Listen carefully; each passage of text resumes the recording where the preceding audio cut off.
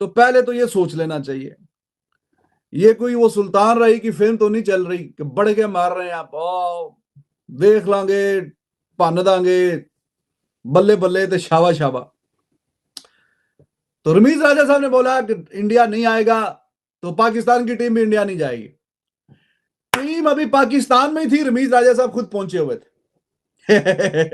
तो कौन इनकी इनकी जुबान की कोई अहमियत है, कोई वजन है इस बात का?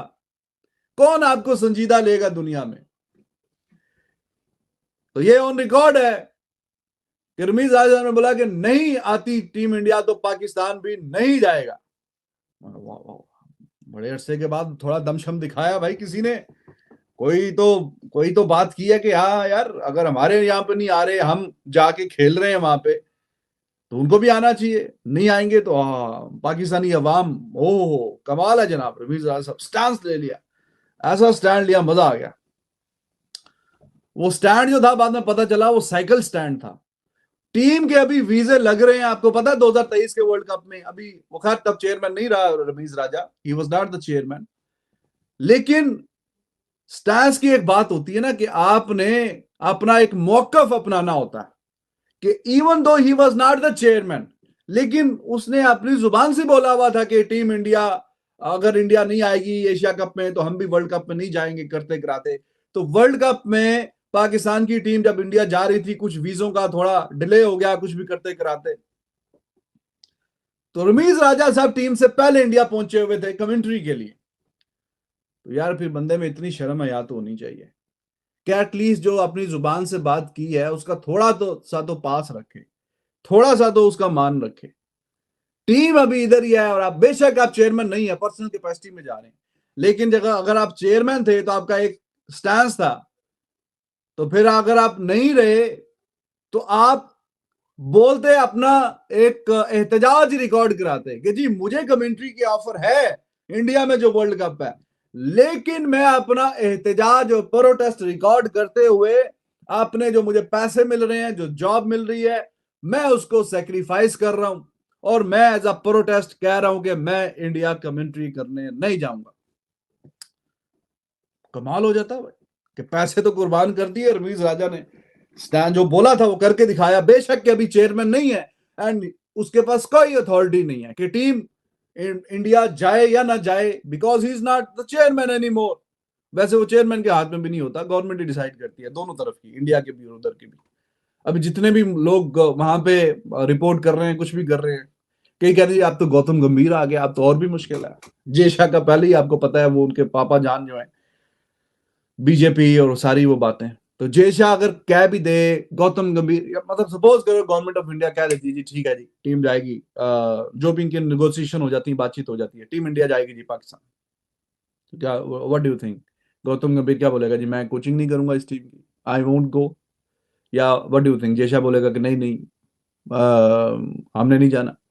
तो गवर्नमेंट डिसाइड अगर कर देगी तो फिर ये छोट बाकी जो उनकी बातों की अहमियत नहीं है। हाँ कहीं ना कहीं शायद कि थोड़ा सा ओपिनियन ले या आप क्या कहते हैं, आप सोचते हैं, आप क्या करते हैं, वो बात जो है वो डिफरेंट है, लेकिन हतमी फैसला गवर्नमेंट ही करती है।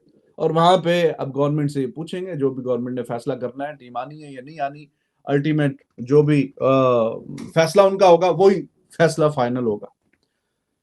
तो रमीज राजा साहब ने थोड़ा सा दमखम दिखाया, लेकिन जब मौका आया तो जनाब खुद निकल के कमेंट्री करने के लिए। फिर आए जनाब नजम सेठी साहब, ऐसी उनकी स्पीडें लगी हैं, कभी इधर कभी इधर कभी इधर।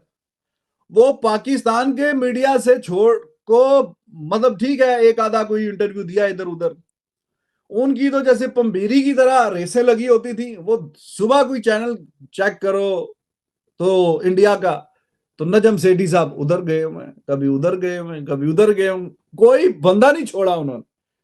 एशिया कप से पहले जी सारा हाइब्रिड मॉडल चल रहा है, इसमें हम कन्विंस करेंगे, हम नहीं इंडिया आएगा ही आएगा, कुछ है ऐसा कैसे हो सकता है, ये वो बड़ी बड़ी बातें, बड़ी बड़ी बड़के, एंड पे जाके वही कहानी, एंड पे वो पूरा प्लान आउट कर दिया और ये सब कुछ इस तरह कि वो श्रीलंका में मैचेस होंगे, थोड़ा इधर होगा, तो एशिया कप थोड़ा इधर, तो वो अपनी टीम का ही बेड़ा गर्क करवा लिया।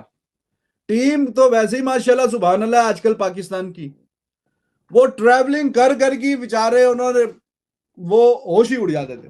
पहुंचे हैं जी बस में, पता नहीं कितने घंटे कहां कहां से ट्रैवलिंग करते करते वो ग्राउंड में, मतलब वैसे ही वो पौंतर गए थे। पंजाबी का लफ्ज है, मतलब समझ ही नहीं आती। वो तो मेरे ख्याल में टॉस में उनको पता चलता था कि पता नहीं बांग्लादेश के साथ मैच है, श्रीलंका के साथ मैच है। इतनी ट्रैवलिंग को बेचारे उनको पता ही कुछ नहीं से चल रहा है। तो वो हाइब्रिड मॉडल में नजम सेठी साहब भी पूरी बड़के छड़के मार मूर के एंड पे जाके जी वही हुआ कि जो इंडिया चाह रहा था। तो बात दरअसल ये है कि जब आप एटलीस्ट जो बात करें वो तमाम एंगल से सोचते हुए सारे प्लान सामने रखें। पहली बात है कि चलो जी इंडिया आ जाएगा, ये आप सोचना चाहते हैं तो सोच लें। लेकिन इंडिया नहीं आएगा उस सिनेरियो में आपने निगोशिएशन में क्या बात करनी है, क्या नहीं करनी, और कहां तक आप उसको स्ट्रेच करके अपनी बात थोड़ी या मनवा सकते हैं। तो ये सारे एंगल पहले सिर्फ ये बढ़ के मार देते हैं, बाद में शर्मिंदगी होती है इनकी, शर्मिंदगी वाला एहसास होता है। फिर आए जनाब ज़का अशरफ साहब, उन्होंने भी बोला कि जी अब मैं क्या कर सकता हूं, ये तो नजम सेठी जो भी है सैंक्शन करके चला गया है। उन्होंने ज़का अशरफ ने बुलवाया वहां से जनाब वो शुक्ला साहब को, और साथ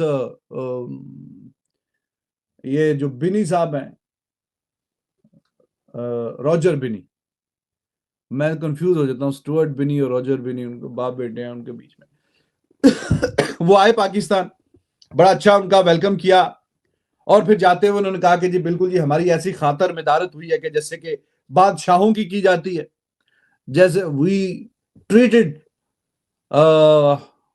लाइक किंग्स, कि हमें किंग्स की तरह यहाँ पे हमारी वाह वाह हुई है और वेलकम किया गया।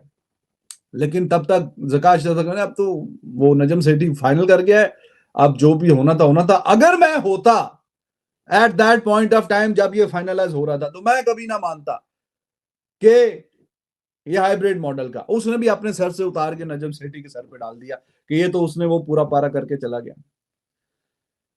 तो ये जो बात करते हैं उनमें कोई दम नहीं होता, कोई वजन नहीं होता। एंड पे वो सादा सी देसी जुबान में थूका हुआ चाटने वाली बात है। भाई तुम पहले ही अपनी जुबान से ऐसी बात निकालो कि जो बाद में तुम्हें शर्मिंदगी ना हो।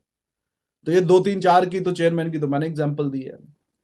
अभी तक खैर ये जो current chairman PCP Mohsin Naqvi, इन्होंने बीच में ऐसा कोई इस तरीके से अभी और इंटरव्यू का सिलसिला जारी किया नहीं है कि हाँ जी इंटरव्यू जो है वो यहाँ आएगा, इंडिया हर हाल में आएगा, आएगा कि नहीं आएगा।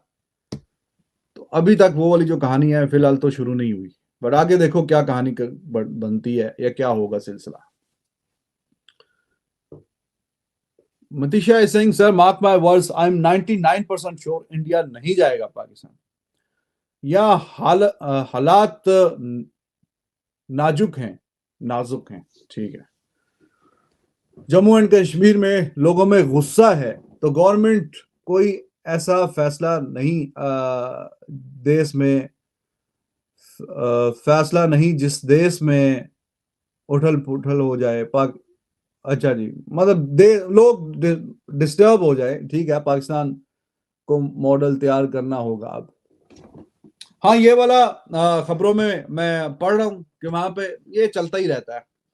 ये पता नहीं कब जाके सुधरेंगे। और मैं ये नहीं कह रहा कि सिर्फ ये मतलब किसी एक कंट्री को ब्लेम, मतलब दुनिया कहां से कहां चली गई, हम अभी तक उधर ही बैठे हुए हैं। ये यूरोप में सारा एक दूसरे को इन्होंने जंगे कर करके मलिया मेट कर दिया। अब एक ही इनकी इकोनॉमी है, एक ही एज अ वन यूनिट पूरी दुनिया से डील करते हैं, एक ही वीजे पे हर जगह जाओ, पता नहीं दुनिया कहां कहां, हम उधर ही फंसे हुए हैं।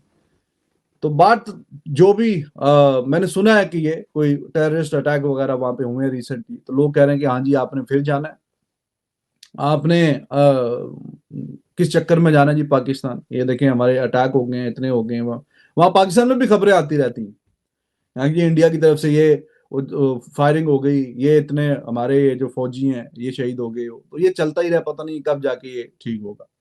बहरहाल जो आपने बात की है कि सेंटिमेंट्स हैं लोगों के और वो कहते हैं कि नहीं, आई रिमेम्बर के 2016 में भी एक मैच पाकिस्तान का था T20 वर्ल्ड कप में, जब इंडिया गया Pakistan, there was a match जो कि होना था जाके वो धर्मशाला में, लेकिन वहां पे कुछ लोगों ने प्रोटेस्ट किया because at that point of time, if I remember correctly, कि ज्यादातर उन लोगों की फैमिलीज रहती हैं जिनका आर्मी का बैकग्राउंड होता है, और उन्होंने प्रोटेस्ट किया कि नहीं, पाकिस्तान के खिलाफ मुख्तलिफ जंगें या लड़ाइयों में या वट एवर काफी लोग जो है हमारे अपनी जान खो चुके हैं। तो अब हम इंडिया पाकिस्तान को तो यहाँ पे तो अपने शहर में तो नहीं खेलने देंगे। फिर वो मेरे ख्याल में मैच कोलकाता शिफ्ट हो गया था। तो वहां पे आई अंडरस्टैंड इस तरह के सेंटिमेंट्स बीच में पाए जाते हैं, और अगर ये रिसेंटली इस तरह की बातें हो रही हैं तो सेंटिमेंट्स और भी ज्यादा बीच में उभर के आएंगे कि हाँ नहीं जी, पाकिस्तान में आपको अपनी टीम नहीं भेजनी चाहिए। I understand. तो अब देखें इसमें फिर आपको फिर हार्ड स्टैंस, देखिए हार्ड स्टैंस लेना चाहिए ना। आप फिर अभी पिछले दिनों आपने 4-6 महीने पहले टेनिस की वो जो टीम थी आपकी, वो आपने भेज दी पाकिस्तान खेलने के लिए, डेविस कप के मैचेस थे। तो अब बंदा पूछे कि वो जो है उनके पास इंडिया वाला ही पासपोर्ट है या वो किसी और पासपोर्ट से आ गए थे पाकिस्तान, या उनके अंदर जो रगों में खून है क्या वो इंडिया का खून नहीं है, क्या वो इंडिया के नेशनल नहीं है, या आपको उनकी जान की सिक्योरिटी का कोई इतना कोई नहीं था कि हाँ जी आपकी जो सिक्योरिटी है, या क्रिकेटर का जो खून है या जान की कीमत ज्यादा है, और जो टेनिस खेलता है उसकी जान की अहमियत जो है वो कम है। फिर यहां पे आप एक प्रॉपर स्टैंड ले लेना कि किसी भी सतह पे पाकिस्तान के साथ कोई ताल्लुक नहीं रहेगा। ये तो फिर डिस्क्रिमिनेशन वाली बात है कि आप अपनी टेनिस की टीम को भेज रहे हैं, क्रिकेट की टीम को रोक रहे हैं, क्योंकि टेनिस को ज्यादा लोग देखते नहीं है। तो at the end of the day तो बात तो आ गई ना व्यूअरशिप पे, कि जिस खेल से ज्यादा पैसा जनरेट होता है। तो बात फिर प्लेयर्स की सिक्योरिटी पे नहीं है। फिर इसका मतलब है अगर हार्ड स्टैंस लेना है तो बोले जी हम पाकिस्तान से ना जाएंगे, ना पाकिस्तान की टीम को अपने मुल्क में वेलकम करेंगे, चाहे जो भी इवेंट हो। फिर ये आईसीसी का इवेंट है ना, चैंपियंस ट्रॉफी, वर्ल्ड कप भी आईसीसी का होता है। 23 में भी फिर इंडिया को कह देना चाहिए था कि Pakistan are not welcome in over country. Hard stance जैसे कि बायलैटरल में लिया हुआ, बायलैटरल में एक हार्ड स्टैंस लिया हुआ है कि नहीं जी हम पाकिस्तान के साथ बायलैटरल सीरीज नहीं खेलेंगे, ना इंडिया में, ना पाकिस्तान में, ना किसी न्यूट्रल वेन्यू में। नहीं खेलेंगे तो नहीं खेलेंगे, और नहीं खेली। कितने साल हो गए मेरे ख्याल में, लास्ट टाइम भी जो सीरीज हुई थी वो इंडिया में ही हुई थी, यानी उसका भी जो रेवेन्यू आया था वो इंडिया की जेब में गया था, बीसीसीआई की जेब में, 2012 और 2013 में। पाकिस्तान में तो लास्ट टाइम मेरे ख्याल में 2006 में आई थी टीम इंडिया। इतने साल हो गए, एक हार्ड स्टैंस लिया, समझ आती है बात। यार ठीक है भाई, आपने नहीं खेलना, ठीक है, आपका एक स्टैंस है, आपने एक बात की है कि जब तक पाकिस्तान ये काम नहीं रोकता हम नहीं खेलेंगे, वी अंडरस्टैंड। और बात वही है जो मैंने अभी की है कि एक इंसान अपनी जुबान से, या एक ऑर्गेनाइजेशन, एक मुल्क अपनी जुबान से तमाम एंगल से सोच के एक बात कर दे और फिर उस पर डट जाए, फिर नफा नुकसान नहीं देखा जाता। जैसे हमारे वाले, मैंने अभी सबको एग्जांपल दी, बोलते कुछ हैं करते कुछ हैं, तो बात में वजन नहीं रहता। तो अभी आप जो बात मैं कर रहा हूं वो भी आप सोचिए कि भाई एक स्टैंड लिया आपने, नहीं हमने पाकिस्तान से कोई भी ताल्लुक किसी भी तरीके से रखना, तो टेनिस वाले क्यों आए? क्या वो इंडिया का पासपोर्ट लेके नहीं आए? क्या उनके पास इंडिया की नेशनैलिटी नहीं थी, या उनके खून की कीमत कम है? तो फिर आप एक प्रॉपर एक तरीकाकार होता ना यार, एक टीम को भेज दें, एक को रोक दें। कबड्डी वाली चली जाएगी, क्रिकेट वाले नहीं जाएंगे। टेनिस वाली चली जाएगी, क्रिकेट वाले नहीं जाएंगे। कभी हॉकी शॉकी चल रही होती तो हॉकी वाली भी शायद आ जाती। लेकिन बाकी कोई छोटी मोटी बेसबॉल की टीमें शीमें, बेसबॉल की टीमें भी आती जाती रहती हैं। वो नाबीना टीमें, वो पता नहीं लास्ट टाइम कब आई है कि नहीं आई, लेकिन वो भी आते जाते रहते हैं, पाकिस्तान तो जाते ही रहता है। तो इसका मतलब है कि सिर्फ और सिर्फ क्रिकेट को लेके, क्योंकि अब उसमें पैसा ज्यादा बनेगा। अब पाकिस्तान में की टीम अब इंडिया की टीम टेनिस की पाकिस्तान आई है, 99% of the people from India even they didn't know, हाँ भाई गई है भी कोई हमारी टीम टेनिस की, खेलती है कि नहीं खेलती, तो उनको पता ही नहीं है। हाँ लेकिन जब इंडिया की क्रिकेट की टीम आएगी तो फिर सबको पता चलेगा।